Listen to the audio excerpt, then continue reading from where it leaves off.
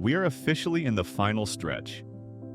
As the days pass here in late July, we are rapidly approaching a date that millions of people around the world have circled on their calendars. July 26th, Punch's first birthday. For those of us who have followed his incredibly difficult journey from the very beginning, this isn't just a birthday. It is a monumental celebration of survival. Because human beings are naturally empathetic and generous, our immediate instinct is to celebrate the only way we know how. We want to give him a gift. Over the past few weeks, people from all over the world have been asking the Ichikawa City Zoo the exact same questions. Can we send Punch a new toy? Can we send him his favorite fruits?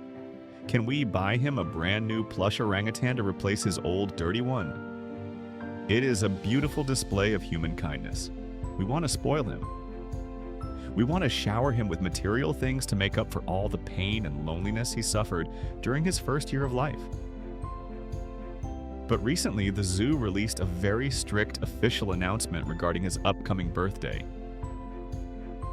They announced a special project where fans can send paper letters and messages to the zoo to celebrate Punch. But they drew a very hard, absolute line. They stated that under no circumstances will they accept food, treats, or toys for Punch. They are strictly forbidden. To human ears, this sounds incredibly harsh. Why would the zoo deny a traumatized orphan a new toy for his birthday? Why would they reject free food for an animal we all love so much? Today, we are going to dive deep into the fascinating and often brutal science of primate biology. We are going to look at why a loving gift from a human can actually become a death sentence for a wild monkey.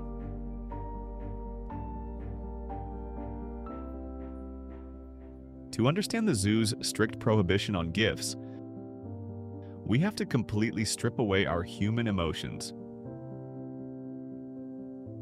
We have to look at Monkey Mountain through the eyes of an alpha male macaque.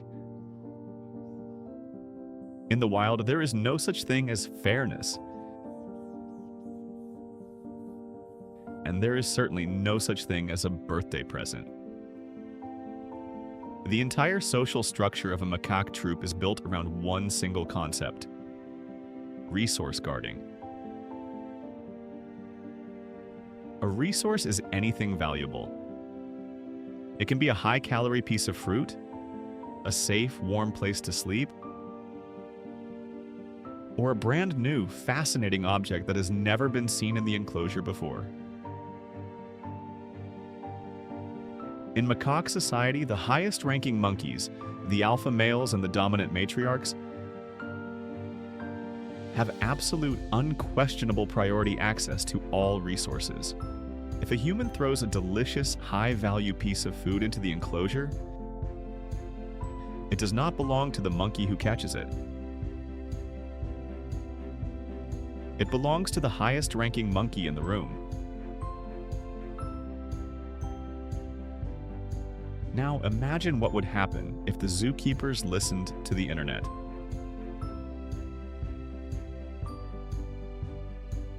Imagine if they walked into the enclosure on July 26th and handed Punch a brand new, brightly colored, fascinating toy. In our human minds, we imagine Punch hugging the toy, looking happy, and finally feeling loved. But in the biological reality of the mountain, that toy instantly becomes the most highly desired resource in the entire enclosure. The alpha males would see an object of extreme value in the hands of the lowest-ranking, motherless juvenile. The reaction would be immediate, and it would be violent. The dominant monkeys would swarm him. They would aggressively attack Punch. Not because they are inherently evil, but because their biological instincts command them to take what is valuable. If Punch tried to hold on to that toy, he wouldn't just be scolded, he would be severely injured or worse. By refusing to give him a new toy or special treats, the zookeepers are not being cruel. They are actively saving his life. They are refusing to put a massive neon target on his back. Now, a very logical question arises from this explanation. I know many of you are probably thinking it right now. If giving him a toy is so dangerous, why did the zoo give him the famous stuffed IKEA orangutan when he was a baby? This is a brilliant question. And the answer highlights the incredible expertise of the Ichikawa Zoo staff. When Punch was first given that plush toy, the circumstances were drastically different. He was a fragile, freezing, terrified newborn infant. The zookeepers closely monitored his interactions with it, often in safer, secluded areas of the enclosure or the backstage. But more importantly, the nature of that specific toy changed over time. When a plush toy gets dragged through the dirt, chewed on, and left in the rain, it loses its novelty. To the older, dominant monkeys, Punch's dirty plush orangutan quickly became completely worthless. It wasn't food. It didn't do anything interesting. It smelled like dirt and baby monkey. Because the alpha males decided the old toy had zero value, they allowed Punch to keep it. It fell below their threshold of interest. That is the only reason he was allowed to drag it around for so many months without being constantly attacked for it.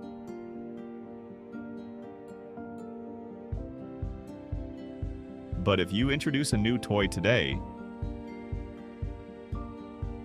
the cycle of curiosity and aggression starts all over again. Furthermore, Punch is no longer an infant. As he approaches his first birthday, he is a juvenile male. The older monkeys have much less tolerance for him now than they did when he was a tiny baby. Giving a juvenile male a high-value resource is a direct violation of macaque political law. The zookeepers know that the era of toys is over. Punch is graduating to the real world, and in the real world, you do not get to hold on to things that the alphas want. When we learn these fascinating rules of primate biology, it forces us to change how we express our love for these animals. We have to accept that we cannot love Punch the way we love a human child, or even the way we love a domestic dog or cat. We cannot wrap our love in a gift box. We cannot express our empathy through physical objects. To love a wild animal properly, we have to love them on their terms. We have to respect their biology. The Ichikawa City Zoo received over 1,000 beautiful paper letters from fans all over Japan and the world. Those letters are currently being displayed at the zoo to celebrate his first year of life. That is how humans can safely express their love. We share our thoughts, we build a community, and we send our positive energy. But what is the greatest gift that Punch will actually receive for his birthday? It isn't a toy.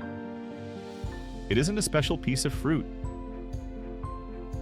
The greatest gift Punch will ever receive is the gift of true independence.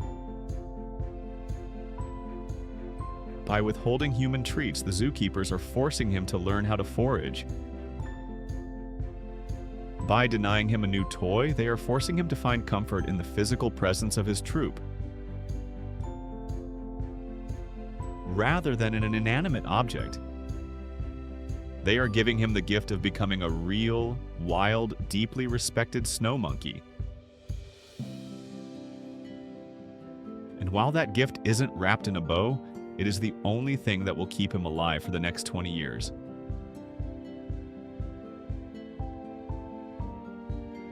Understanding the deep, often harsh psychology of the animal kingdom is what makes watching Punch so incredibly rewarding. He is navigating a world that is so different from ours, and he is doing it with absolute brilliance. I know we all wish we could send him a present, but knowing that the zoo is actively protecting him from the dangers of resource guarding should give us all a massive sense of peace. He is in the hands of absolute professionals.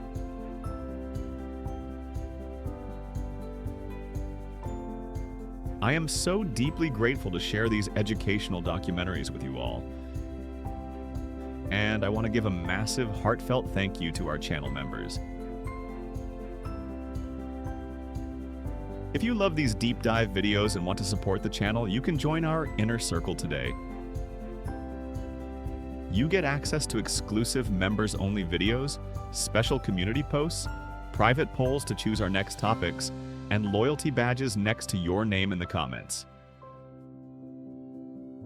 You can join by clicking the Join button right below this video, or by clicking the link I have pinned at the top of the comments section. I want to hear from you today.